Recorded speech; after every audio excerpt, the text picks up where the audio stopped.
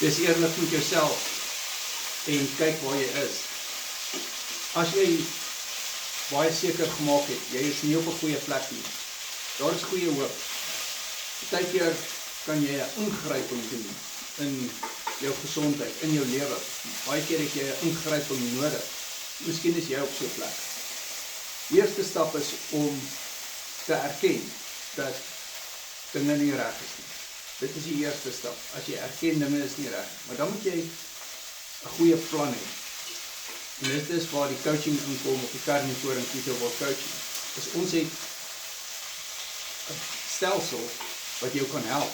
Ons het 'n ondersteuningsstelsel. Jy kry resepte, jy kry 'n accountability partner. Dis wat jy dalk nodig het, is om aanspreeklik te wees vir jouself. Want op die einde van die dag is jy aanspreeklik. Of jy wil wees of nie. So ons kyk na wat jy eet, ons maak unieke aanpassings volgens jou situasie. Ek coach al vir 6 jaar op die Carnivore.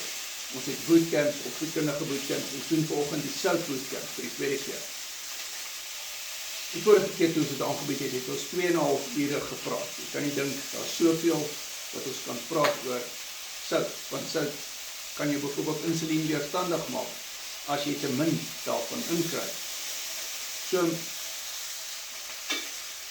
WhatsApp my, doen 'n Carnivore Keto World Coaching met my. Dit gaan op WhatsApp video call wees.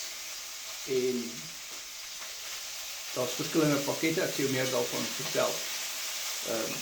As in 'n brief wat ek vir jou sal aanstuur as jy my WhatsApp.